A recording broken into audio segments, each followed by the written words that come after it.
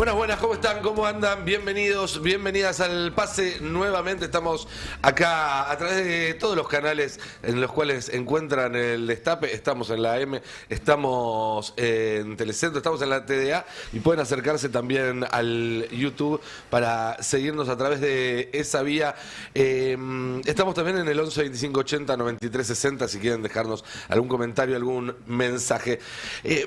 Se está hablando mucho de la segunda etapa o de la segunda fase del plan del gobierno. En general es un término que se utiliza cuando se habla de la economía, pero también hay una segunda fase en la política y empezamos a conocer a través de distintas filtraciones en los últimos días de qué se trata. Y básicamente se trata de todo aquello que formaba parte del texto original del DNU y que quedó por el camino en la justicia y que formaba parte de ese proyecto original de más de 600 artículos de la ley de bases que se fueron cayendo en las diversas negociaciones. Entre otras cosas, ya se sabe que se va a presentar en las próximas semanas un proyecto de ley para aumentar la edad jubilatoria de las mujeres, parte de una reforma previsional más amplia que podría ser el primer paso para el regreso de las AFJP, algo que había sido rechazado en la Cámara de Diputados cuando se comenzó a negociar. Sabemos que van a ir por los capítulos de la reforma laboral, que tenía más de 60 artículos en esa versión original, que se terminó cayendo. Después los radicales aportaron de alguna manera una nueva versión más acotada. Bueno, ahora el gobierno va a tratar de avanzar y entonces se va a ampliar la jornada laboral sin pago de horas extras, seguramente si esto tiene éxito. Va a perderse otro tipo de derechos laborales. Es decir, el plan B, la fase B, el segundo momento de este gobierno, en realidad lo que es tratar de hacer lo que viene queriendo hacer desde el primer día, pero ya no es el primer día. Ahí es donde va a empezar a verse en todo caso un mayor nivel de conflicto, porque justamente durante estos primeros meses los logros que tuvo el gobierno en materia política se consiguieron a partir de compromisos que luego fueron incumplidos. Y ahora además quieren volver a poner sobre la mesa los que sí fueron cumplidos en un primer momento.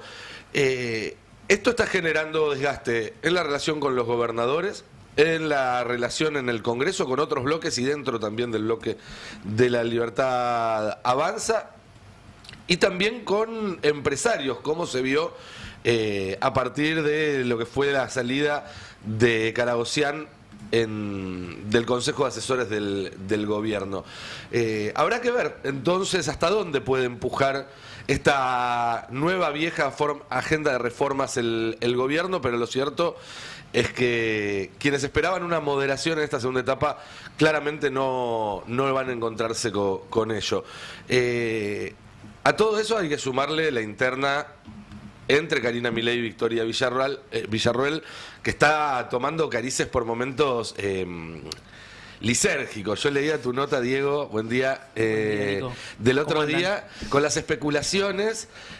Parecía un capítulo del Superagente 86, ¿no? Sí, La contra, mega contra, recontra inteligencia, alrededor de algo que no es gracioso, que es la visita de 6 diputados a represores, pero que después, como casi todo en este gobierno, termina adquiriendo una pátina de farsa. Contanos un poco ese cuentito para entender un poco cómo se gestó esa visita y cómo se la está utilizando políticamente. Sí, la visita, bueno, fue al día siguiente del desfile militar del 9 de julio, donde vimos a Villarroel y a Milei, Javier, sonrientes. Karina estaba con una cara que indicaba que algo no le gustaba. Al día siguiente, bueno, en esta combi famosa, tanque. Se subieron al famoso tanque, llegaron a la tapa del Wall Street Journal juntos, pero al día siguiente, casualmente o no, salió esta combi, esta camioneta que llevó a 6 diputados. Lo particular es de esos 6 diputados, 5 están identificados con Villarroel. Uno especialmente, que es Guillermo Montenegro, era su mano derecha, su operador, era el hombre de Villarroel en diputados. Terminó mal esa relación, sí. No se sabe bien por qué, pero hoy está cortada. Y todo el mundo identifica ese viaje con Villarroel, por supuesto por la defensa histórica de Villarroel de los genocidas, de la dictadura militar, porque era la antigua coordinadora de visitas de Jorge Rafael Videla. Pero cuando uno habla, yo pude hablar con algún diputado de La Libertad Avanza la semana pasada y me decía, esto fue una trampa, porque nosotros no sabíamos que íbamos a visitar a Ezeiza a estos genocidas, sino que era una visita humanitaria. Sí. Sea o no una trampa. Hay una cuestión que es, alguna de las excusas que ponían o de las explicaciones eran, no sabíamos que íbamos a visitar estos, e íbamos a ver las condiciones de los mayores de 70 en la cárcel de Ezeiza, o íbamos a ver excombatientes de Malvinas en Ezeiza. Sumá 2 más 2, no hay muchos mayores de 70 en Ezeiza que no sean condenados por delitos de lesa humanidad, y no hay muchos excombatientes de Malvinas presos en Ezeiza que no sean condenados por delitos de lesa humanidad.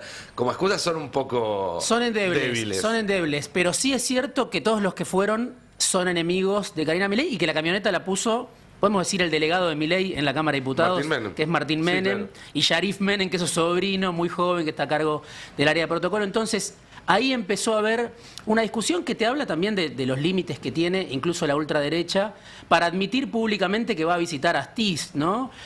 Porque si Villarroel hizo su campaña política y fue quien fue antes de ser la compañera de fórmula de Javier Milei, justamente por la defensa del terrorismo de Estado, ¿por qué ahora de repente tienen vergüencita, ¿no? de ir a hacer esta visita? Porque hay algo que está oscuro en esa visita. No la salieron a reivindicar, Villarroel no la reivindicó y Milei dijo yo no lo hubiera hecho. Y es un tema que no terminó porque ahora cuando los Milei viajen a Francia... ¿Viaja Karina también? Viajan los dos. Viajan a la inauguración de los Juegos Olímpicos. Hubo una discusión por la entrada para Karina. Se quedó con la entrada del embajador. Sí, tengo un datito sobre eso, un chisme que después de ayer lo quería chequear y después les cuento. Pero ahí el tema es, le van a preguntar a Milei, Macron le va a hablar del tema Astiz. Seguramente. Porque Astiz fue condenado en ausencia, incluso la justicia francesa pidió la extradición en su momento de Astiz por el secuestro de las 2 monjas francesas. ¿Qué va a hacer Milei y Karina Milei si Macron o alguien le pregunta o le pide explicaciones? ¿Va a decir la culpa fue de la vicepresidenta, nosotros no tenemos nada que ver?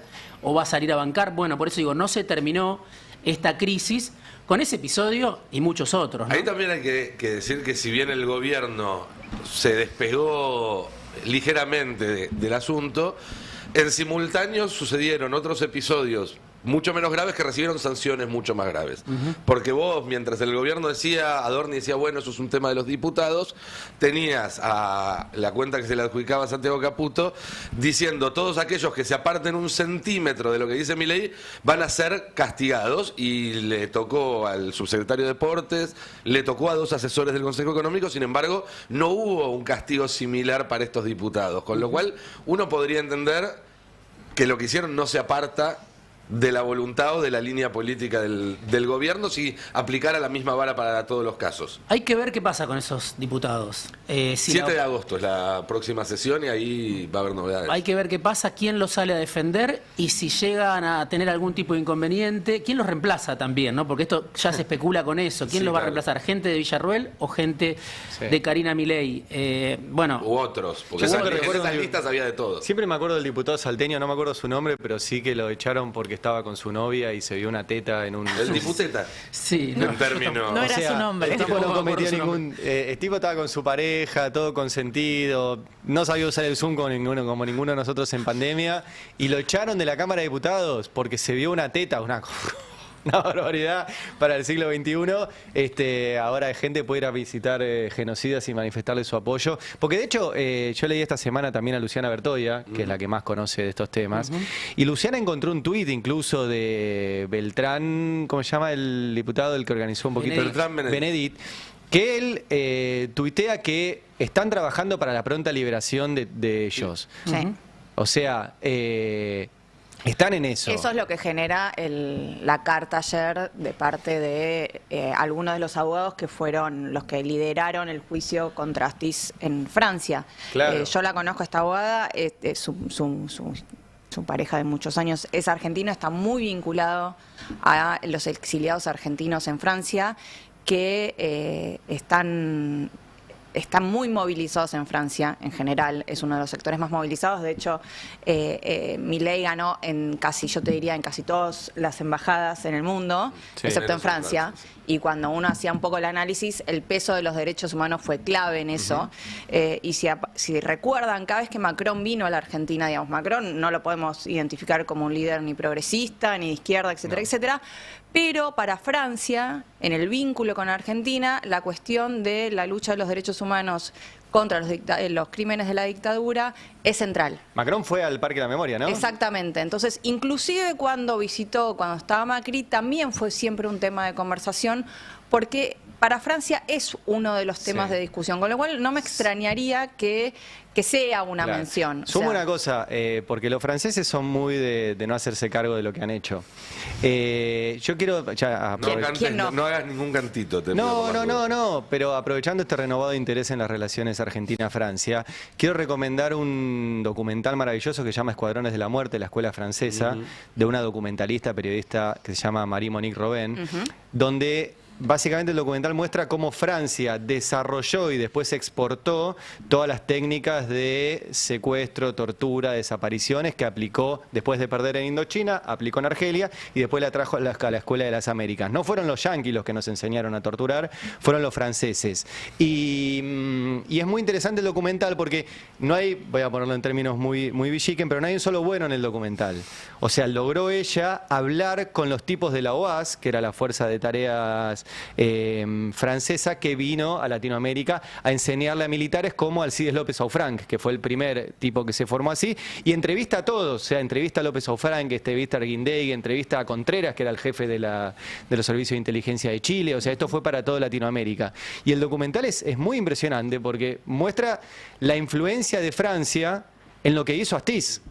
Marida O sea, perfectamente con... Los franceses le enseñaron a Astiz a secuestrar monjas francesas. Y yo te digo algo, A eso el voy. único asesinato de la dictadura argentina en el exterior, si yo no me equivoco, fue en París.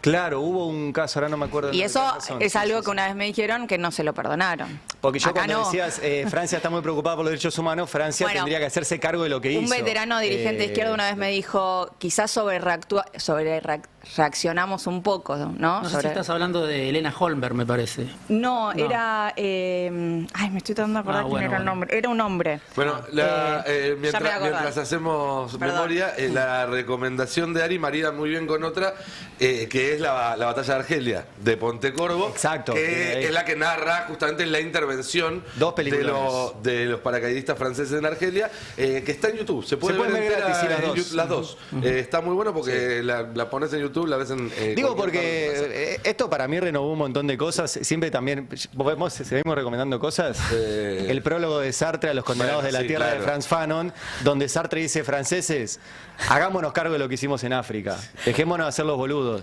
Entonces, me parece bárbaro que Francia reivindique los derechos humanos y cada vez que viene Macron o un presidente francés venga al Parque de la Memoria, sería bueno que digan que ellos nos enseñaron a hacer eso.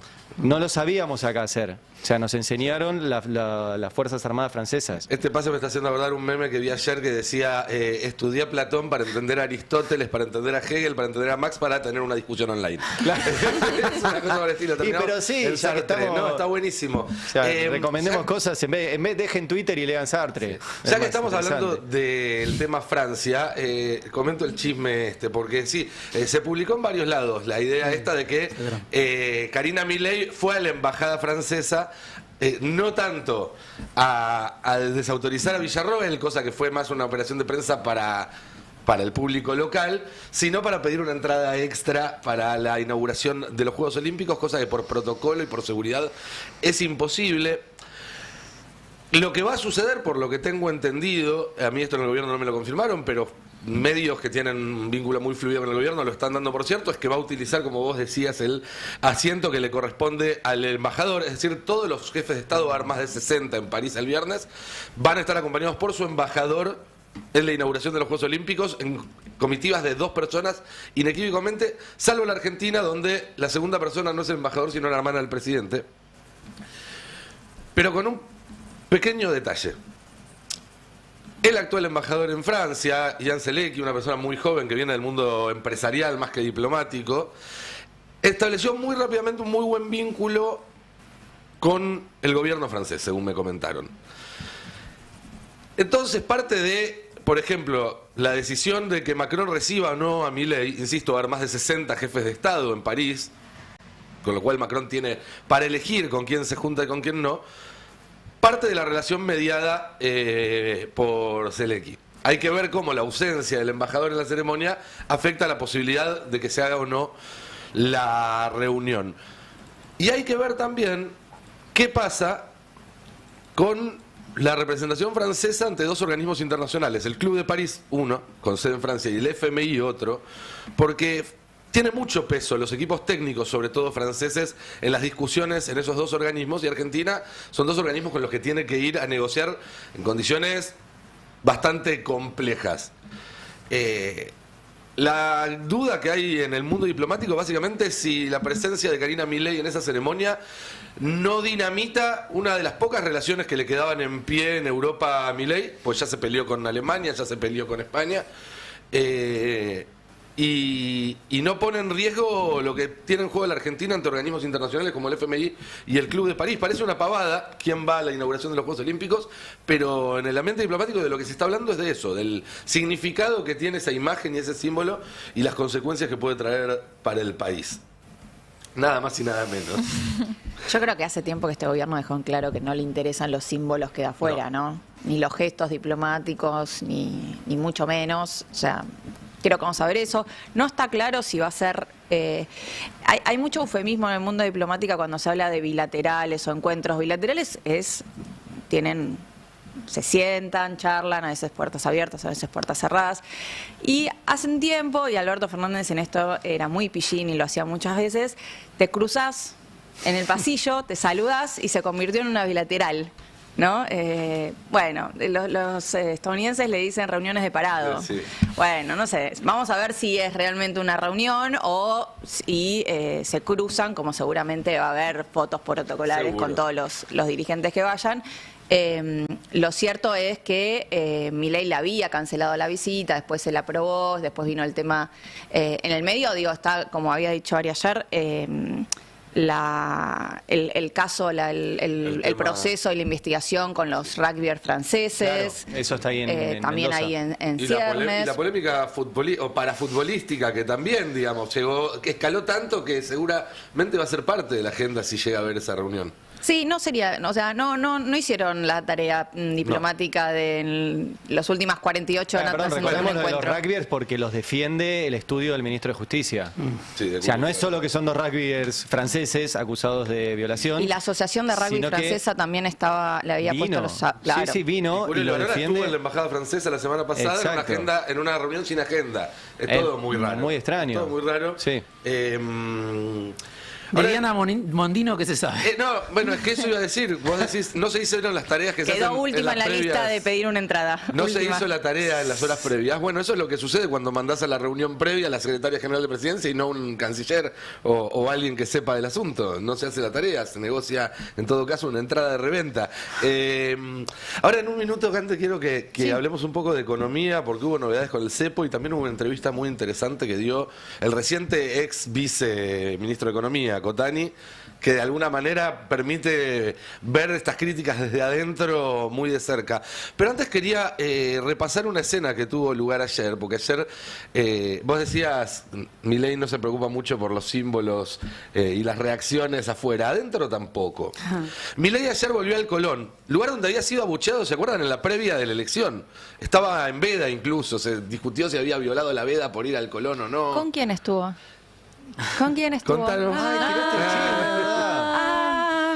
Bien. Yo digo nada más. Con Yuyito, como anticipó, fijación como de anticipó la Yuyito. exclusiva Laura Carpineta. Exactamente. ¿Qué fijación de Yuyito con presidentes con patillas que destrozan el país? Yo me la imagino paseando por Olivos diciendo, ay, mira cómo cambió. ¿Cómo Está cambió la teniendo un cosa? rival, decoraciones nuevas. Fue la ex de Guillermo Coppola, ¿no? ¿También? Me mataste ahí. Sí, Sí. Yuyito Sí, González apareció fue en la pareja de... serie. Ah, fue una pregunta retórica. Apareció en la serie. dice. Ay, Bueno, vi yo lo sé por todavía, la no la serie, vi. perdón. Y Guillermo Coppola es Disculpa. muy cercano a sectores de los servicios de inteligencia que volvieron ahora con Milei. Sí. Todo Todo lo llevas tiene que ver ahí. con todo. ¿Qué cosa? No, yo Yo no leo a Pagni, así que no. Ay, qué porque pesado. Pagni también es demasiado cercano a los servicios de inteligencia. De hecho, estuvo procesado por ser parte de una banda que espiaba gente y publicaba esos mails. Pero es conocido que Coppola es un hombre muy cercano a Stiuso y Stiuso está muy cercano también al gobierno en el rearmado de la CIDE. ¿Vendrá por ahí? Vos decís que No aparece en la ¿Qué serie. cosa lo de los representantes de futbolistas y los servicios de inteligencia, no? ¿Es algo autóctono o se da en otros países? Ah, Lo tiro conozco. para averiguar para otro día.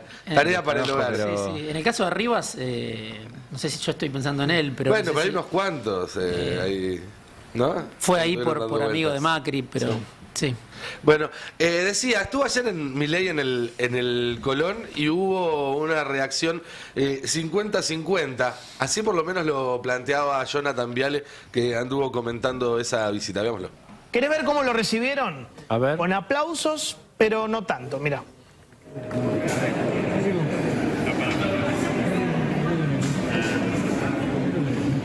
Está adelante. Y acá se va a ver aplausos por un lado, silbidos por el otro.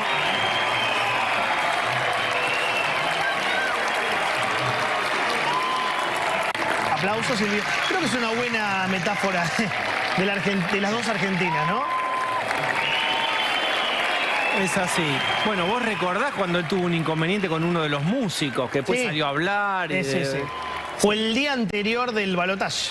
Que fue Así es. un viernes a la noche, creo, y se votaba el domingo. Sí. Acá tengo una encuesta de San Andrés que dice 48% de aprobación, 49% de reprobación. O sea, 50 y 50. Hay dos Argentinas. Y bueno, ahí se pudo ver la Argentina fracturada en el Colón. ¿Lo está raspando? Me parece a mí un poquito, ¿no? Con eso de decir mitad y mitad, de mencionar justo la encuesta de San Andrés que no le da tan bien o que la da un poco menos bien que hace unos meses. Es interesante porque no solo está la parte de aprobación y desaprobación en esa encuesta de San Andrés, sino que es la primera vez en 2 años que la inflación no es la principal preocupación Es cierto. de los y las encuestadas. Lo que tiene de bueno esa encuesta es que es bastante federal y tiene un buen muestreo de edades. Lo cual no se puede decir lo mismo del universo que está en el Colón un día No. de semana a la noche, ¿no? Que en general tiene un sesgo tanto de edad como, bueno, geográfico por supuesto y también socioeconómico. Totalmente, sí, totalmente. Pero es interesante porque es la primera vez que aparece la pobreza y los bajos salarios como principales preocupaciones.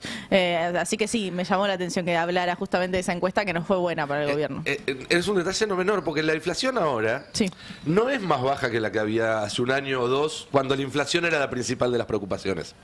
Es decir, desde el gobierno te van a decir, bueno, bajó la inflación porque bajó la preocupación por la inflación porque bajamos la inflación. Pero la verdad es que si uno mirase para atrás estas encuestas, y no solamente los 4 años del gobierno de Frente de Todos, también creo que durante el gobierno de Macri y el final del gobierno de Cristina, con inflaciones iguales o más bajas que esta, era una preocupación más alta, con lo cual lo que significa ahí es que están apareciendo cosas que resultan más urgentes para la sociedad en todo Sí, caso. también creo que hay, y en esto el gobierno se ganó la certeza en mucha gente, no digo que sea así, pero digo que creo que hay una confianza en que el gobierno por lo menos va a intentar y por lo menos ha podido hasta ahora bajarla. El gobierno anterior nunca había tenido una situación donde de manera sistemática parecía que la había controlado. Ahora, si no la controla en los próximos meses es otra historia, pero me parece que en ese sentido cuando uno, no sé, yo cuando en general trato de hablar con gente y le pregunto, me dice, bueno, si hay una cosa que no me podés discutir es la inflación. Y después vos decís, bueno, pero mirá, tiene pisado esto, qué sé yo, para futuro. Están obsesionados con la inflación, te dicen. Se había descontrolado mucho el último año y medio Sí, del Frente sí, de sí, Todos. claro. No era esta inflación. No. Estaba bastante más arriba. No, obviamente no me La refería a gestión esa de Massa secuencia especialmente. final. No me refería a esa secuencia final, pero y después sí al... la devaluación, obviamente, de Milei la subió y ahí de ese Aconcagua está bajando. El gobierno puede decir, yo creo que bueno, Candes sabe mucho más que yo de esto, digo, pero por razones artificiales, ¿no? Dólar planchado, recesión, patear tarifas, etcétera. Pero hay un imaginario de estamos Controlando la inflación. Sí. controlando la inflación. Y de hecho Guzmán también tuvo momentos de desaceleración de la inflación y fue por el mismo motivo, porque el tipo de cambio estaba prácticamente fijo. Por eso, pero en ese No es la momento primera vez. la inflación seguía estando, a pesar de esa desaceleración, seguía Sí. estando como primera preocupación Y ahora aparecen la pobreza, la falta de empleo y Sí, demás, sí, porque... es un tema nuevo, sin Y duda. los bajos salarios. Para mí hay un tema interesante que el gobierno debería tomar nota, que es que los problemas económicos siguen estando. El tema es que a lo sumo hay una metamorfosis de cuál es el principal problema, pero vos no por resolver la inflación a costa de una recesión galopante vas a decir, bueno, listo, está todo resuelto en la Argentina. No, la gente no va a tener trabajo, la gente no va a tener poder adquisitivo y le sumaste una arista más a la crisis que ya tenías desde antes. Pero no es un poco el libreto del menemismo, o por lo menos de lo que ellos recuerdan del menemismo. Es Pero si yo es que sí. garantizo que desaparezca la inflación, si después destruyo en el No, pero el menemismo medio la venía matriz así de- económica. Sí. Pero Además, el menemismo venía de una de hiperinflación. una hiperreal, no Además. imaginario. Por eso No digo, solo venía, por eso digo, el tuvo- menemismo que ellos recuerdan y relatan. No, Es pero el el menemismo sintético. Claro. Sí, además tuvo 2 primeros años de hiperinflación el menemismo. Sí, La inflación sí. cero es en el 91 o 92, por ahí, a partir de ahí hasta el 2001, y no solucionó nada, de hecho lo empeoró. Con inflación cero tuvimos récord de pobres y tuvimos un país que, Sí, pero explotó. fíjate que no es el menemismo que se está instalando en el debate público en los últimos meses. No, pero- Es el menemismo de los sueldos en dólares, los salarios en dólares altos, de estabilidad. O sea, toda la construcción que se había hecho de lo que había pasado en los 90, en los últimos, yo te diría, 6 meses, yo siento que el sentido común está cambiando. Total, pero yo ahí veo una cuestión que es discursiva de la oposición, que es que la oposición también te dice hace mucho tiempo el principal problema es la inflación. Cuando el principal problema son los ingresos, no la inflación. Cuando tus ingresos van por arriba de la inflación, como sucedió durante muchos años el kirchnerismo, que también decían que el problema principal era la inflación. ¿Había inflación? Había. Pero se descontroló. ¿Vos pensás que Cristina No, se estoy fue hablando con, del- con 25, 35, Macri Sí. se fue con 53, 54? No, entró en el una Frente de bola- Todos se fue con 200% de inflación. No, entró en una bola terrible. Ahora, yo creo que el principal problema sigue siendo los ingresos. Porque ahora con la la inflación, actividad. con la inflación planchada no se va a discutir salarios. Cristina diría el principal problema es la falta de dólares. No, obvio, también. pero para la Bueno, para... Pero bueno, Sí, dólares, sí. dólares Sí, y sí, salarios, sí, sí. la inflación queda bastante atrás. Para el gobierno en realidad lo que está pasando es un reacomodamiento de consumo. Esa es la explicación que dio ayer Serenellini. ¿Se acuerdan? El funcionario. Sí, me llegan que le- todos los días. Sí, te iba a decir, ¿cómo olvidarlo si todos los días veo fotos todos los de días sus nos llegan reuniones? mensajes. Es lo único que hace. Es que su se única reúne con función gente. conocida en el gobierno. Reunirse con Y gente. nos lo informan. Y ahora va a algunos canales de televisión y dicen que no es que bajó el consumo, es que se reacomodó. A ver. No banquen a Milei ni al gobierno, banquémonos todos, porque esto es un tema, ese señor que mostraba recién Sí. nos trajo hasta acá. O por lo menos hasta Alberto diciembre. Fernández. No tenga ninguna duda. Sí. Y todos Ahora te voy a sus mostrar temas. otro, Todos señor. los populistas que se te ocurran, todos en fila. ¿Qué ocurrió? Bueno, a partir de allí, el año pasado, no sé si vos sos jovencito, yo jugaba al estanciero, Sí, yo sé lo que es. Monopoly, Monopoly. Bueno, En mi papelito generación. de todos los colores, decías, qué bien, cuánto consumo. Sí. Era el rotoncito en el laboratorio. Sí. Dale, y no generábamos nada. Hoy hay un reacomodamiento, escuchá, un reacomodamiento del consumo. Tal vez yo no podía pagar la medicina prepaga, porque esto en casa pasó. Pero reacomodamiento, pero está para abajo el consumo, no, Sí, no es que sí, rebotó. sí, es un No, no, reacomodamiento. acomodamiento quiere decir que lo que vos consumías el año pasado no lo Claro. podés consumir, Pero tenés que claro, comprar menos. Obvio. Claro, bueno, Ok. pero Ahora, Sí. obvio. ¿Por ¿Y qué? Porque cuándo es va- una realidad. la B ¿Y cuándo corta, ¿dónde está? ¿Cuándo va a haber un consumo sincero, genuino? Primero, no soy economista, no, No, te ok, lo puedo ok. responder. Ok. Y futurólogo menos. Pero que hay un reacomodamiento en relación a mi ingreso y qué puedo comprar, no tengas ninguna duda. No, eso lo tengo claro. Bueno, es lo que está todos pasando. reacomodando El consumo. otro día me decía en Tucumán un grupo, un señor que tiene varios frigoríficos, dice, se paró el consumo. Digo, no se paró el consumo. Consumimos todos menos. Si vos vendías 10 kilos de carne, Sí. hoy vendés 6 Sí, o claro. 5. Bueno, esos 5 kilos son los que podemos comprar.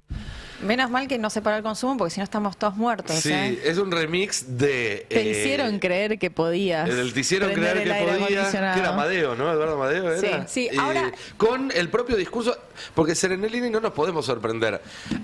Días antes de Ah, ser sí. funcionario, cuando todavía era columnista de La Nación Más, hizo un discurso todo muy compungido diciendo, bueno, que todos iban a tener que ajustarse y que, bueno, eso para algunos iba a significar no cambiar el auto y otros iba a significar comer una sola vez por día.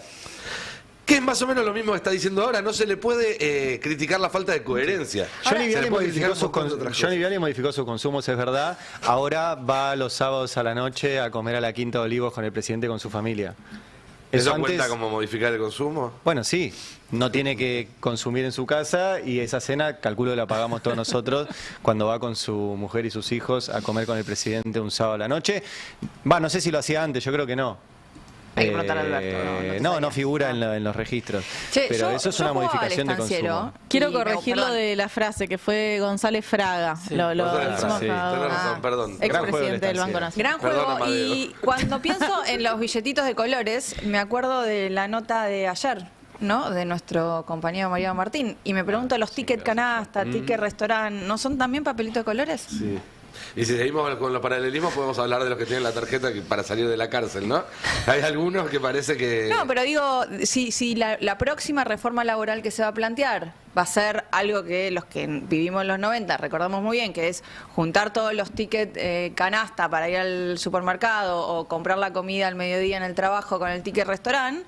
Bueno, si eso es lo que van a plantear, están planteando papelito de colores. Yo creo que hay un tema Literal. con la inflación que es clave porque la recesión y la destrucción de empleo es parte del plan del gobierno, ¿no? Para bajar la inflación, pero al mismo tiempo es distinto al menemismo y esa es la discusión, un poco lo que vos decías de Joaquín Cotani, un hombre de Caballo que se fue y ayer escribió esa nota en La Nación, hay una discusión entre el padre de la criatura, podemos decir, Caballo y sus epígonos, sus hijos políticos, hijos económicos, y Milei, que reivindicaba a Caballo y ahora Caballo le está diciendo esto no cierra por ningún lado, tenés que salir del cepo. Es que si dice uno presta Cotani. atención, uno encuentra diciendo que esto no cierra a Caballo, a Cristina, a Caraucián, a Martín Guzmán. Digo, 4 personas con formaciones económicas totalmente distintas la una del otro.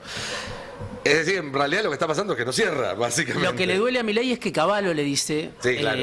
Estás haciendo mal las cosas. Entonces, cuando se piensa en la convertibilidad, que alguien me decía, fue una ficción contable. Bueno, esa ficción contable duró 10 años. El tema es con esto es que le están diciendo a Milei, esto no puede durar. Todo el mundo se lo está porque diciendo. el contexto exterior le garantizó esos 10 años a Menem, Sí. que hoy no lo tiene garantizado, no tiene garantizado ese flujo de dólares para sostener esa ficción. Es que creo que parte del problema primigenio, del pecado original de este gobierno es una Mala lectura. mala lectura geopolítica. Menem, en su momento, lo que hizo fue seguir el viento geopolítico que había en ese momento en el planeta. El consenso de Washington era lo que estaba pegando acá, en Brasil, en México, en el sudeste asiático, y se subió a esa ola. Mal, bien, tomó decisiones equivocadas, otros países lo hicieron mejor, seguro.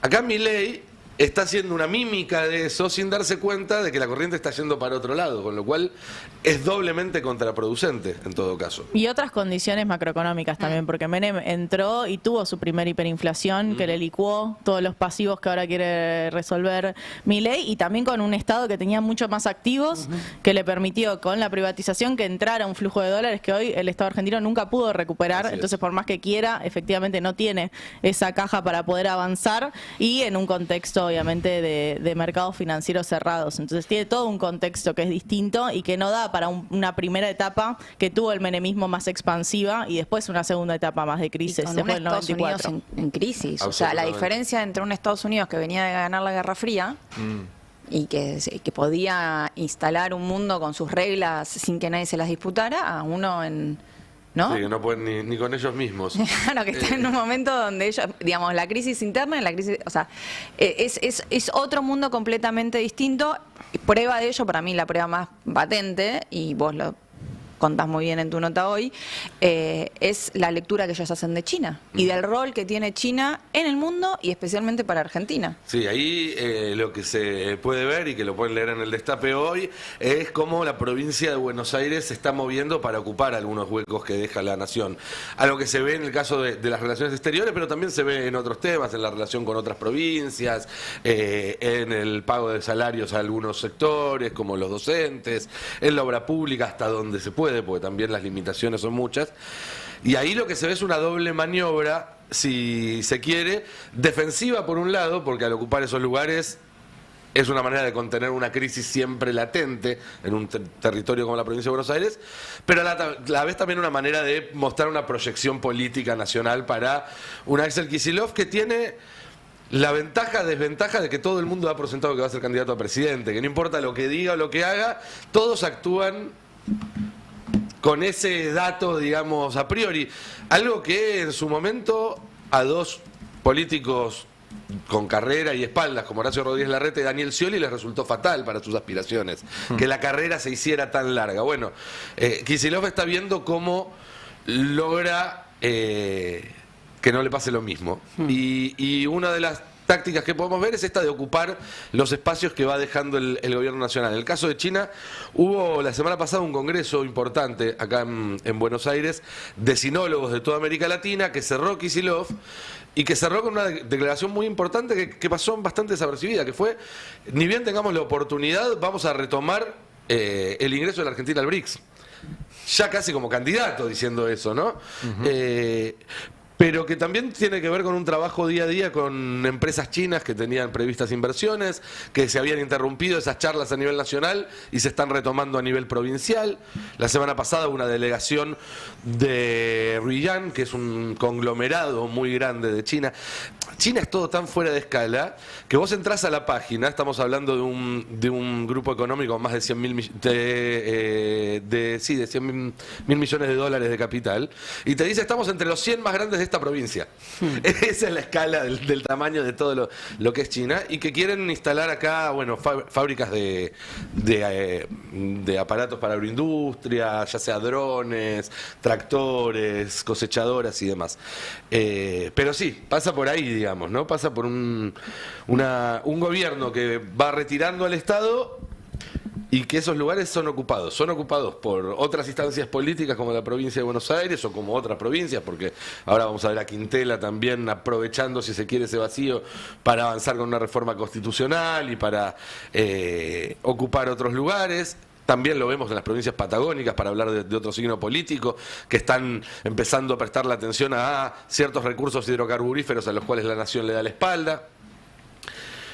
También es ocupado, obviamente, por corporaciones privadas. Eso es lo que se ha visto con el DNU y la ley de base. Corporaciones que básicamente empiezan a hacer cosas que antes hacía el Estado, como discutir leyes, discutir normas. Antes indirectamente influían en esas discusiones, ahora directamente las escriben ellos en sus estudios de abogados. Y también corporaciones ilegales como el narcotráfico.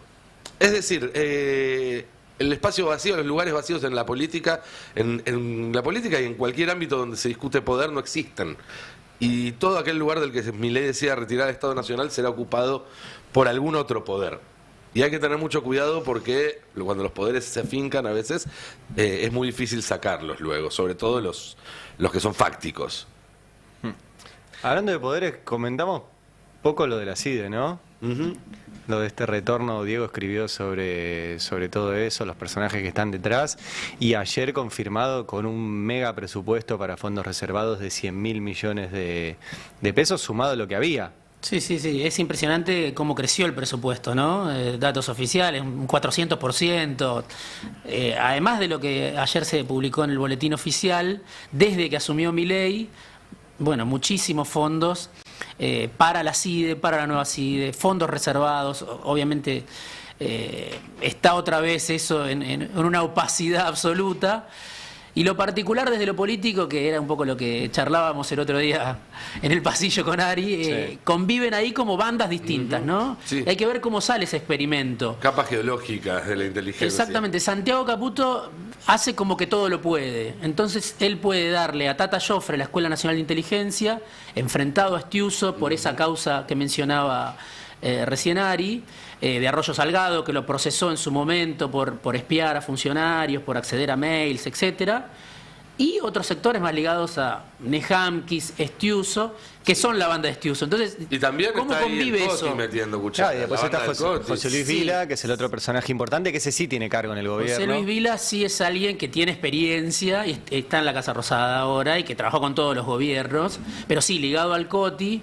Ahí hay especulaciones. Eso es el Coti, eso es José Luis Vila, eso es Francos, que lo llevó, es Ernequian, ¿no? Hay muchas especulaciones. pero sí podemos decir que es alguien que conoce bien el mundo de los servicios de inteligencia. Ahora, no está en la CIDE él, sino que está en Casa Rosada. En Casa Rosada. ¿Quién está en la CIDE? Esa es la pregunta. Claro. ¿Quién está a cargo? Bueno, en este momento la Y, CIDE... perdón, la otra pregunta es, ¿para qué? Bueno, ¿No? Porque la gran pregunta que tenemos que hacer es ¿para Claro. qué? Es que ahí lo que pasó, por lo menos durante el gobierno de Macri, algo parecido, por lo menos a lo que creo que va a pasar ahora, es que como no va a haber control, porque el tipo que pusieron a cargo de la CIDE es un inexperto absoluto, sea Santiago Caputo o sea el que oficialmente aparece, como es Sergio Neifert. Neifert, sí. Que Neifert, también tiene algún tipo de experiencia como representante de jugadores de fútbol, creo, ¿eh? Puede Eso, ser, No es lo más pero- importante de su currículum, pero tuvo un paso. Pero por fue ese- consejero escolar y tuvo un cargo en Acumar. Digo, no, manejar los servicios de inteligencia es una tarea muy importante y que requiere saber y experiencia y yo creo que tiene que existir. No así.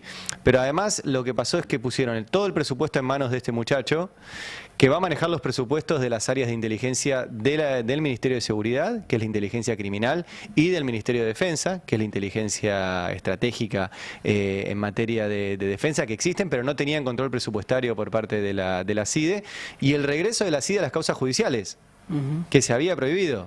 Digo, entre tantos cambios que hay ahora. Y ahora encima le inyectan un montón de plata, que ya sabemos históricamente para qué fue. La ley Banel con su momento, la causa AMIA en su momento, y ahora será seguramente para regar a todas estas bandas de trolls que también están adentro de la Casa Rosada y deben tener una parte afuera. Yo creo que es muy preocupante porque... Creo que está vinculado, yo hablé más temprano de que esto es la CIDE siempre ha sido una política económica, en el sentido de que se utiliza para aterrorizar a aquellos que quieran discutir sobre política económica. Entonces, cuando esto se torna insostenible, es cuando vuelven a inyectar fondos en la CIDE. Fíjate que en los primeros 6 meses de gobierno, y sobre todo al principio, Milei no tenía las prácticas de Macri. ¿Cuáles eran las prácticas de Macri? Persecución, apriete, judicialización, causas contra periodistas, represión. Al principio del gobierno de Milei eso no sucedió. Cuando se le empieza a volver insostenible su programa económico, empieza la represión, empiezan las causas contra Bueno, periodistas. la represión y vuelve- arrancó antes, igual. Te iba a decir, esa me parece que es una política Pero meter de... presa a gente acusándola de terrorista no. No, está bien, pero Eso es la nuevo. represión arrancó, me parece, justamente desde el protocolo de Burrich en adelante, dijeron, esta va a ser una política de Estado. Sí, pero no pasó. Pasó cuando fue la ley Bases, metiendo 30 y pico de personas presas, 4 de las cuales No, siguen esa presas. fue la escalada total, Claro, pero había pero habido represión por antes. Por eso yo siempre digo que a cada modelo económico le corresponde un modelo represivo. Y cuando este modelo económico empieza a ser insostenible, empiezan a inyectar más guita y el vínculo y más con Comodoro recursos Pi ahí. sí es algo nuevo. El vínculo con Comodoro Pi es nuevo. La presencia de Stornelli, que en ese episodio que está mencionando Ari, obviamente es clave. Aparece Milei en los últimos meses, no sé decir cuándo, más allá de que Bullrich desde el primer día se caracteriza obviamente por utilizar la represión como método de acumulación política, pero en los últimos 2 meses, mes y medio, Milei usa esa instalación que usaron casi todos los gobiernos y vuelve a utilizar todo un dispositivo que conecta medios de comunicación, servicio de inteligencia, tribunales federales, que parecía que iba a prescindir de eso, ¿no? Claro, por eso yo llamo la atención sobre este punto, que además fue todo a la vista. Porque el tipo modificó la Así es. CIDE, le metió presupuesto, todo, cuando en general se puede hacer de otra forma. O sea, tuve la intención de que lo veamos. Y a esa interna, si se quiere, entre distintas bandas que coexisten bajo el paraguas de Caputo, hay que sumarle por afuera el tándem Macri-Villarroel, que también tienen una pata en los servicios de inteligencia muy, muy pesada, y que este gobierno, sin ninguna duda, volviendo un poco al principio, los ve como una amenaza. De hecho, lo contamos acá hace un par de días, la última escalada contra Villarruel empieza cuando Karina Milei y Santiago Caputo se enteran que en el medio del revoleo que se generó alrededor de la Comisión Bicameral de Servicios de Inteligencia, porque justamente mandaron a desoír un pacto que habían hecho para que la encabezara Emilio Monzó, justamente porque querían tener a alguien propio para controlar mejor o para controlar menos bien, en realidad, lo que pasaba tanto en la CIDE con Santiago Caputo como en el Servicio Penitenciario Federal de la mano de Bullrich. En ese revoleo de nombres, porque había un nombre que se terminó bajando, Victoria Villarroel propone el nombre de un senador muy cercano a Macri, Y cuando Santiago Caputo ve esto, dice, estos dos están jugando juntos para cagarme. Y ahí empieza esa última escalada que hubo la semana pasada. Por lo menos esto es lo que me contaron a mí. Como la pelea venía de antes, pero lo que lleva a Santiago Caputo a decir, vamos contra Macri, que fue muy duro en las redes hace un par de días antes de que le levantaran la cuenta, y vamos contra Villarroel a full, fue por un tema de la interna de los servicios de inteligencia. Es decir, aquello que puede parecer secundario, en realidad no es secundario, sino que es subterráneo y está detrás de casi todo lo otro. Sí, hay que ver si le dan la presidencia de la Cámara finalmente a este senador peronista, Cuader, de Entre Ríos. Ese es el hombre de Caputo. Bueno, hay que ver quién lo respalda y por qué llega a ese lugar. También creo que hubo un tuit de Cristina hace no tanto, o retuiteando a alguien apuntando contra Cuader. Cuando votó a favor de la ley de bases. Cuando votó a favor de la ley de bases. Ahí, claro... la información que yo tengo es que Bullrich tampoco lo quería a Monzó porque Bullrich está preocupada por... los interrogatorios a los detenidos. Exactamente, por cómo avancen en diputados las investigaciones en su contra y sabe que Ritondo se la tiene jurada. No la va a proteger en esto. Entonces, bueno, todo es parte del mismo dispositivo. Y de Santiago Caputo, ¿qué se puede contar? ¿Qué se sabe? Porque no se sabe mucho. Se conoce un poco de su currículum. Y después él se encargó de darse un halo de misterio, se construyó un personaje, de hecho se cambió la cara, me comentaron que hasta cambió la forma de hablar desde que es funcionario, como que está activamente construyéndose un personaje. Sí, está mimetizado, digamos, Está en una. Con Milei, en un cumple. Muy compenetrado, con mucho poder. Claro, es un asesor, no es un funcionario, está contratado de una manera precaria. Dicen que Santiago Caputo no quiere cometer el error que cometió Marcos Peña, que fue ser el jefe de la comunicación, el jefe de la campaña publicitaria permanente del macrismo en las redes sociales y la cara pública al mismo tiempo. Eso le costó muy caro. Entonces, Santiago Caputo evita eso, pero es una especie de jefe de gabinete, es una especie de primer ministro. No hay área donde no tenga incidencia. Y últimamente, si uno mira algunas cuentas en las redes sociales, como hacemos nosotros muchas veces, empieza a bajar un discurso que es coincidente con todo esto que está pasando, la renuncia de Garro, la renuncia de Teddy Karagossian acusado de traidor, que es cómo se ejerce el poder, ¿no? Y las cuentas atribuidas a Santiago Caputo o cuentas que expresan muy bien lo que Santiago Caputo dice: hay que ejercer el poder, no hay que tener miedo como los tibios, los liberales, el establishment liberal, el extremismo del centro, el liberalismo culposo. Hay que ejercer el poder como lo hizo el kirchnerismo, como lo hacía el peronismo. Hay que disciplinar y el que se desvíe hay que cortarle la cabeza, ¿no? La pregunta es como lo hizo el kirchnerismo o es como creen ellos que lo hizo el kirchnerismo? Hay una reivindicación de ellos... hay una reivindicación del kirchnerismo por parte de una edad libertaria muy cercana a la Casa Rosada en los modos de ejercer el poder, como ellos creen que ejercía el kirchnerismo el poder, diciendo el problema eran las ideas de mierda, así está escrito, ¿no? Que tenía el kirchnerismo, no cómo ejercía el poder. Hay que ejercer el poder, no hay que hacer como Macri, que era un tibio, menos como Alberto Fernández, digamos, no hay que, sino que hay que tomar decisiones y cortarle la cabeza al que se desvíe de eso, con dos cosas, como si hubiera un rumbo claro en Milei, cosa que es bastante discutible, y como si no tuviera límite. Yo creo que el límite es Villarroel, porque también cuando uno mira la discusión en las redes, hay un no jodan con Villarroel, ¿no? Que le están poniendo un freno a Milei, a Caputo. Eso que se expresa ahí... Una interna dentro de las fuerzas del cielo.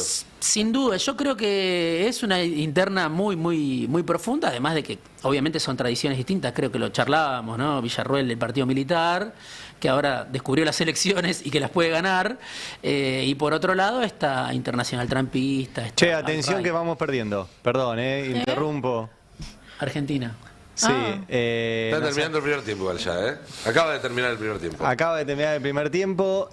Marruecos nos metió un gol ahí en el minuto 45 del primer tiempo. 1 Marruecos, 1 Argentina 0 en el debut en los Juegos Olímpicos de la selección de Javier Mascherano. En un rato debuta el set de rugby, los Pumas. Ahí tenemos una fichita, ¿no? En el Seven tenemos una fichita. Sí. ¿Qué pasa? ¿Qué quiere decir tenemos Ahí está la cortina del oral deportivo. Quedé totalmente afuera. El Seven es como el rugby, pero en vez de jugar 15 juegan 7. Sí, y la sí, Argentina así como es potencia en el rugby de 15, también lo es y mucho más en el rugby de 7. La cagada es que teníamos al mejor jugador del mundo, que es Rodrigo Sgro, y lo sancionaron y quedó afuera. No sabía que Ari era de deportes. Sí, a mí me y gusta no lo mucho. no lo tenía en perfil ¿Por qué rugby. lo sancionaron? A mí me gusta mucho el rugby. Yo sigo mucho rugby. ¿Por qué lo sancionaron? Porque eso, no me Ari. acuerdo, no me acuerdo qué infracción cometió en uno de los últimos partidos y le metieron varias fechas, No. así que nos quedamos sin nuestro mejor jugador. Le cortaron las pero piernas, hay, o las pero manos, no sé qué se dice hay en el chance de medalla ahí en el Seven de No tenés rugby. perfil rugby. Es muy lindo ver. No, pero me gusta ver partidos ¿También? aquí. Sí, por la tele, así. Sí. Yo sigo rugby. ¿Vos sobre jugaste todo al rugby? internacional. No, Ah. no. Pero me Casi parece- dice que sí. Sí, lo que lo peor es lo que decir que sí. Una tocate en la No playa. quería salir, Bueno, decir Estuve a punto de dónde. decir que sí. No, bueno, te lo voy a decir que lo ¿Dónde? peor te voy a decir que sí. ¿Dónde? Es que guacho. Y eso. sí, la pregunta es Pero dónde. jugué en cuarto, no sé si califica, en cuarto ¿En el grado, CASI? en la escuela había... ¿No dejaban entrar a mujeres? En cuarto ese grado lugar? fui a una escuela donde las mujeres jugaban al hockey y los varones jugábamos al rugby. ¿Dónde? Como debe ser. Cheto. No puedo decir... Como Dios y la ¿Dónde? patria lo demandan. ¿Dónde? Mirá, ese carpetazo no lo tenías, ¿eh? Pregúntele a Santiago Caputo a ver si lo sabe. Búsquenlo, chicos. Pregúntenle a la CIDE, que debe saber. Pero yo en cuarto grado fui a una escuela muy cheta y... Para solo mí jugaba- jugaba en el Acá Casi. me dicen que Y jugaba. quizás la próxima te invitan a la embajada ahora que está en estos ¿Que antecedentes. jugué al rugby? Pero si los yanquis no juegan al rugby, juegan al fútbol americano. Igual te estás Juegan metiendo- un deporte que se es- llama fútbol y lo juegan con la Tendría mano. que ir ¿no? Pero es parte del perfil. Igual te estás metiendo en un terreno... ¿Vos fuiste invitada a la embajada ¿Otra alguna vez? vez? el 4 de Jamás. julio? Ah, jamás. Yo no fui ¿Vos, a Estados Brando? Unidos, no No, yo tengo ya el te dije sello. que no. Vos Yo te voy a tenés conseguir una Diego caja de Llenú, una si caja fui de a donde- galletitas. Si 4 de fuiste julio, invitado la el 4 de embajada. julio a la embajada alguna vez, No tuve la suerte, no. Yo te voy a conseguir Hay una alguien en caja la de mesa que galletitas. sí, que no son ni vos, ni yo, ni Cande, ni Nicolás. Tampoco Bueno. es el Tano. Aclaremos, ¿no? Hablando de ¿Qué? galletitas estadounidenses. ¿Tenés un chisme? No, no voy a hacer un chisme. Voy a seguir con lo que dije el otro día de que no somos. No, de que no somos prioridad. Contá el chisme. No tengo un chisme. ¿Por qué quieren que tenga un chisme? Ah. ¿Venís a Pensé que sacarnos tenía del chisme. ombligo del mundo? Exactamente. Hay algo que hay que mirar de cerca las elecciones de Venezuela este fin de semana. Por varias razones. Primero, porque es Venezuela y es un tema que viene atravesando todas las políticas internas nacionales en América Latina. Sí. Y segundo, porque, ¿se acuerdan que dijimos el gobierno tiene que entender que no es prioridad Argentina? Imagínense. Para Trump, Todo perdón. esto en función de la idea de que si gana Gracias. Trump, al primer día, lo primero que hace Trump es sentarse, darle El un préstamo 21 a de enero. Milei. Sí, ayer lo escuché a Rucaf repetir lo mismo. Así que ¿Otra vez Rucauf? otra vez estuvo. ¿Me sí. pueden explicar el sentido de Rucauf en todo Porque esto? Rucaf tiene una Pues no lo teoría comprendo. sobre la campaña estadounidense que aparentemente pegó muy fuerte en TN y en La Nación, entonces Sí. lo pasearon ayer anoche para explicar ¿Pero esto. cuál es Él la cree- teoría de que exista él- Rucauf hoy en día? Cercano al gobierno. Claro, ahí está. Cercano al gobierno. Escucha, me vuelve Es de el los que batallón, me sobrevuelan en la vuelve tuto, no. Cancillería. Estuvo en la inauguración del busto de Menem. Claro, y estuvo, Eso es entendible. en el acto de eso con los policías también. Sí, sí, está Él cercano al dice que gobierno. Biden tiene que renunciar, porque así Kamala hace campaña como ¿Es presidenta y como el eso le va a nuevo dar Julio más Bárbaro, autoridad. que como que lo llaman y va? ¿Es como una poco laburo de producción? Entonces está más cerca del gobierno. Sí, Sí, ¿Sí? sí, sí. sí. Yo estoy Sí. aquí por acá. Es más me voy a orgánico meter- que- No me voy a que meter con la Bárbaro. producción. Bueno, básicamente lo que desde la Casa Blanca, desde la Casa Rosada y desde Bueno, más o menos. y los símbolos me están confundiendo No des últimamente. ideas que por ahí... Y Rocaf vienen diciendo es que si gana Trump, inmediatamente va a haber un giro en el FMI y le van a dar plata fresca al gobierno. Y nosotros decíamos desde acá, o yo por lo menos decía desde acá, no vamos a hacer una prioridad tan inmediata. Bueno, si llega a haber un cambio de gobierno en Venezuela, no hay que ser un gran analista para saber que, digamos, apoyar a un gobierno antichavista en Venezuela va a ser mucho más prioritario que Argentina. Por eso digo que me parece que en el gobierno, más allá de las simpatías que hay con la candidata opositora, están viendo de cerca seguramente lo que pase en Venezuela. ¿Y qué es lo que va a pasar en Venezuela? Honestamente, no lo sé. Es muy difícil analizar desde acá Venezuela porque los elementos con los que uno normalmente cuenta no existen. Por ejemplo, las encuestas de un lado le dan 20 puntos de diferencia al gobierno, las encuestas del otro lado le dan 20 puntos de diferencia a la oposición. O sea, no es que están rondando un número particular. Lo que sí estamos viendo es un gobierno, primero que estamos viendo que por primera vez en mucho tiempo hay dos candidatos competitivos de los dos lados. Para mí eso es un gran dato. La candidata El candidato opositor se llama Urrutia. ¿No es Guaidó que se había No, autoproclamado presidente? ese intento ha fracasado, señor. Ya está oficializado. Recordemos que eso pasó, ¿no? Hubo un Eso señor que pasó. dijo, yo soy el presidente de Venezuela. ¿Por qué? Porque Eso pasó se me porque, ocurrió. a ver, recordemos un poco, en el 2018 es el gran quiebre en el que una parte del mundo occidental, con Estados Unidos a la cabeza, no reconoce el resultado de esas elecciones. Eso fue como un parteaguas. ¿Por qué? Porque la oposición a partir de ahí entra en un camino en el que decide que la vía electoral no es viable en Venezuela. Y para mí ese fue un antes y un después, y por eso son tan importantes estas elecciones, porque la oposición reconoce que el camino de Guaidó, el camino del intento de intervención extranjera, declaradamente pedida a Estados Unidos, que es lo que encabezó durante varios años Corina Machado, que es hoy la principal candidata, es la candidata en las sombras. No la habilitaron, exactamente. Pero eso es muy importante, porque hoy la oposición vuelve a reconocer que el camino son las urnas. En parte porque fracasó el intento que hicieron con Guaidó, el golpe de Estado, el intento de golpe de Estado del 19 fracasó, el intento de intervención militar extranjera fracasó en 2020.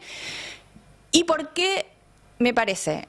Porque la misma persona que durante años estuvo pidiendo una intervención militar extranjera, no solo se bancó que la inhabilitaran ahora, cuando ella era claramente la candidata, que es Corina Machado, se bancó que la que ella puso como reemplazante, que era una persona que a todas luces era imposible de inhabilitar, que era una académica, filósofa de 70 y pico de años, sin antecedentes políticos claros, no le permitían inscribirse, tuvo que inscribirse un hombre. No, obviamente, hombre, blanco, grande, etcétera, etcétera. Que no tiene ningún tipo de appeal, carisma político, nada por el estilo, es básicamente la cara para que ella, de hecho, ella está haciendo más campaña que él. Y lo que se ve por primera vez es un gobierno chavista que está movilizándose en masa porque creo que ve la posibilidad de perder.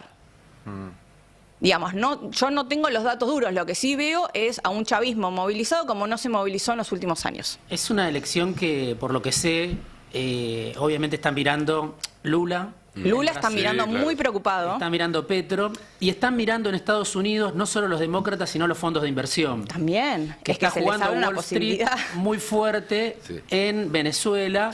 Y los mismos fondos de inversión que están jugando en Venezuela y presionando en Venezuela para que se desencadene un tipo de escenario, están presionando en Argentina para que se desencadene otro. En el caso de Argentina están presionando en contra del gobierno de Milei, ¿no? Así es. Por eso digo, en Estados Unidos lo están mirando, en Wall Street lo están Y mirando. agrego dos factores más para mirar eso. Por un lado, que es tan importante lo que pase después de la elección que en la elección. Es decir, cómo cada uno de los dos bandos reconocen o no los resultados y si esto permite destrabar esta situación que ya lleva tantos años o si es un paso más en una escalada. Porque cuando estas cosas salen mal en general, eso te iba a decir, lo que hay hacen mucha es tirar expectativa efecto puesta hacia acá. adelante. Y después lo otro que hay que mirar es sobre todo Rusia y China.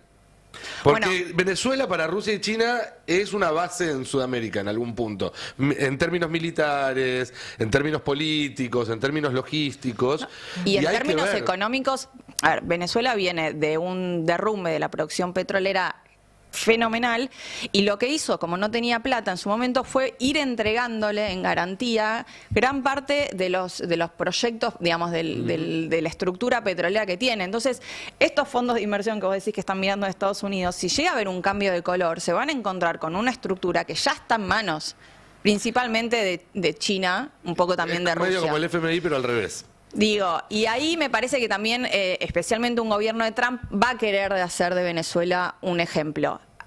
Yo siempre digo que, a diferencia de lo que muchos creen, que repiten, en Venezuela no suele haber un cuestionamiento al sistema electoral. O sea, no se habla de fraude en general. Lo que sí hubo fue un ataque al sistema de partidos. Entonces se inhabilita candidatos, se interviene partidos. Bueno, eso lo vimos en la previa. Hemos llegado a una elección con dos candidatos bien claros.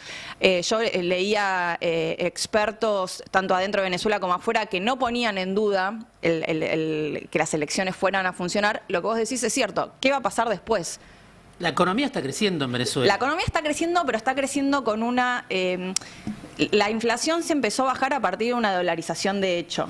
Y entonces ahí... Endógena, dirían acá. Ahí se va a poner a prueba este crecimiento y esta estabilización que Maduro hace tanto hincapié, que podemos ver ahora que hay gente que muestra que hay supermercados que están llenos, que hay restaurantes en algunos lugares de Caracas que están llenos, pero la realidad es que esa dolarización de hecho lo que hizo es generar también más pobreza, porque vos podés tener la verdulería llena de cosas, pero si el tomate literalmente te lo venden en dólares, ¿cuánta gente en Venezuela puede acceder a eso? Sí, lo que me parece es que estos fondos de inversión, sectores del poder económico, actores extranjeros ya no sienten a Venezuela, incluso con este gobierno, como un territorio tan ajeno ni tan hostil, sino que sienten que están ganando ya antes de las elecciones en Venezuela. Sí, lo que pasa es que ahí cuando quieran empezar a meterse, ahí digo, encontrás la realidad de hecho de un China y un Rusia ya instalado, porque a ver, el Estado venezolano en la urgencia económica, digamos, entregó las garantías, digamos, eso es una realidad. Pero lo que digo es que hoy, el domingo, se va a ver qué efecto tuvo, primero, el éxodo de casi más de 7 millones de personas. Que no van a poder votar. En algunos países como Argentina sí, pero es como en los países, muy minoritario. Claro, en los países que donde está la mayor concentración, que es Colombia, Ecuador, qué sé yo, Perú, va a ser más difícil. Digo, lo comentaba porque es un dato. Si vos se supone que de esos 7 millones, la enorme mayoría son contrarios al gobierno y son votos que si pudieran hacerlo, votarían en contra. Y no van a estar en una elección cerrada, eso puede llegar a cambiar el pero signo de la así, elección y puede ser uno de los motivos por los cuales la oposición impugne una derrota en una elección cerrada. Pero aún así que el oficialismo se esté movilizando como está movilizando muestra por lo menos una preocupación. Sí, claro. Pero como bien decía acá Diego, Lula está preocupado. Ayer lo vimos, creo que tenemos el video, lo vimos en una conferencia de prensa. Va a mandar a su asesor de política internacional, al que él le tiene más confianza, a su ex canciller Amorín, para que sea parte de los veedores internacionales. Esto es un dato clave. Alberto Fernández va a estar allá también. Va a ir con el grupo Eso no es un dato clave. Eso es un dato. Va a ir con un grupo de expresidentes del Grupo de Puebla. Ya terminaron de intervenir el FMI y ahora se pueden dedicar a Sí, el Grupo de Puebla está por tomar Venezuela. Un Está nivel de confirmado. intrascendencia. Así que digo, seguramente el gobierno argentino va a poner un ojo público, digamos, tiene una cercanía, una simpatía abierta con la dirigente opositora, pero digo, está toda la región viendo esto, está Estados Unidos viendo esto, y como vos lo decís, la clave va a ser no solamente resultados, sino quiénes reconocen después y si esto es una escalada o es una transición. Si es una transición, se abre un escenario, yo te diría, es muy difícil pronosticar cómo va a ser, porque difícilmente uno se imagina que un poco el gobierno chavista va, digamos, están muy tomados todos los otros poderes también, entonces una convivencia democrática también va a ser difícil aún si ganan el gobierno.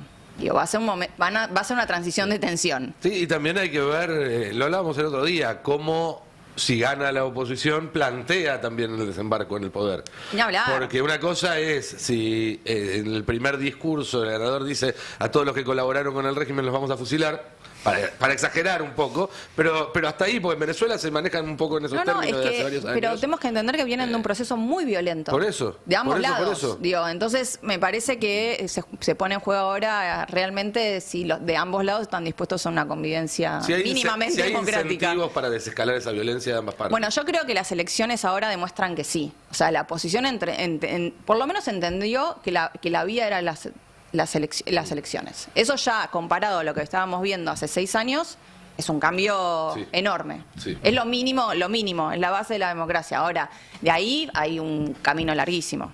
Bien. Ari, nos trajiste ahí para... Sí, aclaro que acá tenemos en la radio el número 1 del periodismo deportivo, que es Ezequiel Fernández Mur, que no quiero por nada del mundo meterme en su campo. Pero bueno, arrancó los Pumas 7, tenemos ahí Estás a full. Chance de medalla. Me pone muy contento No vas a que hayan arrancado los comentar Juegos- patín también con tanto entusiasmo, Claro, vela, claro. A él solo le gusta el canotaje. Yo te digo la verdad, me encantan los Juegos Olímpicos, porque es el momento de llegas a tu casa, prender la tele y siempre hay algo, tipo semifinal de badminton. Y la ves. Sí, todo. Pádel sobre hielo. Todo. Y vas aprendiendo cosas de deportes que no sabías ni que existían. Lo peor es que es verosímil que eso exista. Y en el medio podemos hablar del vaciamiento del CENARD y de todo lo que ha hecho Milei con el... Me pongo serio en el momento. No, pensé también. que ibas a ponerte a hablar de polo. ¿De? Del polo. No sé si hay polo... No, capaz era uno de tus intereses ocultos. Ah, mira cómo me chicanea. No me van a Hubo perdonar que haya polo, jugado al fue rugby, deporte ¿no? olímpico. Hasta, ¿Sí? ¿Sí? Sí, pero Y- hace muchísimas ¿Iban décadas de ¿Iban los cosas. caballitos? Y Lo sí, ganaba siempre. solos Argentina. no pueden correr. Bueno, en este momento nos acaba de meter un try Kenia. Yo creo que lo así perdimos, vamos Adri. 5-0. Try. Perdona, Sí, Acabas de ya meter está, un try, estás Kenia. trayendo ¿Quién mala entiende suerte. eso, por favor? Aristóbulo Acabamos de Nicolás. sufrir un try de Kenia en un deporte que tenemos chance de medalla. Bueno. Estamos todos ¿Qué querés que hagamos? estupefactos. Igual ¿Querés en un el- abrazo? No, Quiero un igual tercer tiempo. Quiero decirle que en el Seven hay muchos tries por Cande está partido. tirando las 3 palabras de rugby que sabe. Sí, un tercer tiempo con los de Kenia. No, con los de Argentina. Bueno, ¿qué iba a decir? No, tenía algo para cerrar. ¿Querés que cerremos con eso, con algo lindo? Ya que estamos en clima olímpico. Bueno, ya que estamos con clima olímpico, recién lo vi en las redes del Destape y por eso lo comparto. Hay una declaración de amor en los Juegos Olímpicos. Sí, ¿Qué? chicos, a mí me interesan estas cosas. ¿Qué es eso? Estamos descubriendo otro área. El amor, re. Esto es Pablo Simonet, que es de la selección de handball, pidiéndole casamiento a Pilar Campoy, que es de la selección de hockey, de las Leonas. En el Sena. Sí, y estamos viendo el video donde se arrodilla y le pide casamiento Pablo Simonet, una de las estrellas de la selección de handball, a Pilar Campoy de Voy a hacer, las Leonas, y todos festejan ahí. La antítesis de Ari. Es re lindo esto. Qué difícil, porque ¿cómo le decís que no? En Claro. esta situación. Bueno, el chabón verdad se la eso. jugó ¿No? y También le podés estaba decir seguro. que sí y después cancelar. Muy grandote. Ah, no, muy feo lo tuyo. Bueno, pero en el momento decís que sí. No, pero mira cómo se quieren. Se mirá qué quieren un lindo. montón. Estoy diciendo en ¿Eh? general, no en este momento en ¿Eh? particular. ¿Qué? Que hay presión social. Tenés toda tu Claro. masa ahí al lado. Tenés que No, decir no, que las sí. propuestas Pero se públicas no supone- Pero van. mira qué lindo, mira. Pero mira, se supone que está si llegás al arrodillando. punto de hacer algo así es porque más o menos. Sabés que le va a está gustar, ahí, sabés que le va a gustar. Hay una diferencia de Ah, nunca tamaño una relación considerable. tóxica, vos. No llegó a ese punto. No. Mira qué hermoso. No, por suerte propuse se ve casamiento algo una sola vez lindo, en mi se ve vida. algo lindo. Eh, Hubo una manito ahí, una manito Claro, un poco baja, pero llegaba- bueno. Pero es el futuro marido. Es un chiste, Ah. Ari, es un chiste. Bueno, qué lindo. Yo acá quería no se compartir. puede, ni una cosa así de linda que ya te la empiezan a cuestionar. Chicos, yo te puedo hablar de la CIDE, pero te puedo hablar de amor también. Y de Me parece. deportes. Y de, Y de rugby. y de rugby. Eso fue más me populista. parece la linda noticia del día es que hay amor en el equipo olímpico argentino. ¿Y en qué Eso club pasa. jugaste, Ari? No jugué en un club, jugaba en la escuela. No me van a perdonar nunca que haya jugado al rugby, ¿no? No. Pues jugué en cuarto grado, o sea... Ya está, para toda la solamente vida. en cuarto grado, en un colegio muy cheto donde... ¿De qué jugabas? De... El que corre al De costado. ala, sí, claro. no, Corre al costado. jugaba- Y que siempre hay o uno de- que es flaco y que es el que corre al Ah, pero costado. no, En jugaba eso te doy la derecha. Es verdad. o o de sea. apertura o de fullback. No nos significa nada. No sé para qué le preguntaste, no nos significa nada. Apertura es el que abre el juego, el que distribuye el juego, vendría a ser el 10 en el fútbol. El fullback es el que está atrás. Nunca de 4, Ari vos de Pincho, 2, dicen. nunca raspar. Pero no te- Vos no siempre tenía- no tenía tamaño Y para- el fútbol para- tampoco, siempre lo lírico a vos. Al- Mira, voy a volver al fútbol solo para poder volver a pegarte patadas. Lantos es uno de esos jugadores que pasás una vez. Una vez Yo por he partido, pasado una aprovechala. vez. Después pasás solo la pelota. Una vez por partido la vos promo, quedás. aprovechala porque después no pasa más. Y Lantos es un. ¿Te acuerdan de Omar Palma? ¿Cómo terminamos hablando de.? Y yo te la de vuelta, amigo. Gran jugador. Mira, trae de los Pumas. Te dije. Lantos es un Omar Palma en su buena época. ¿El Negro Palma? Con Negro Palma poniendo pases Mucha así calidad. en profundidad en una baldosa. También tenía otras características. Bueno, yo dije solo la futbolística. Gente, vamos a ir cerrando este pase. Muchísimas gracias a todos por acompañarnos. No me dejan hablar de Diego, amor. como siempre, Gracias el a gusto de ustedes. tenerte aquí. Lo mismo para Lau, para Cande. Lau, a lo mejor en un rato te chiflamos para que subas 5 minutos a Te vi, hablar un te vi, poco te vi más con la de- mirada. Sí. Me están diciendo tincho en el chat. Y ¿Qué sí, es eso? mira, Sí. ay, ¿qué Es así, Tincho, hay que cheto. bancárselos. ¿Qué es chincho? Tincho, así Tincho. uno como vos, rubiecito. Tincho de claro, Martín. juega al rugby. Martincho, era Martín. Es un nombre muy habitual. Es como que te digan milipili, es Claro. lo mismo, son los No, si nombres. no conoce Tincho, Milipili no. ¿No conoces el concepto milipili? No, Bueno, te faltan redes, Ari. No, vive en un kinder sorpresa. no, chicos, penal para Marruecos. Bueno, Estamos muy mal. La bueno, puta madre. andate, Ari. En un rato vamos a estar con Alfredo Zayat analizando las últimas medidas del Banco Central respecto al cepo. Vamos a estar hablando además con uno de los dirigentes rurales que se reunieron ayer con Toto Caputo. No sé para qué se reunieron porque no les dio pará, ninguna buena noticia. hacer No, una no fue pregunta. penal eso. A nuestro compañero Javier Slucky le contaron que en esa reunión le hicieron una advertencia a Mira, Caputo. le Le vamos a dijeron, preguntar. la paciencia se está agotando. ¿Se está agotando? Y es momento de siembra. Fíjate qué vas a hacer. Che, nos están cagando. Todo eso y mucho más hasta la 1 acá en el Destape. No se vayan.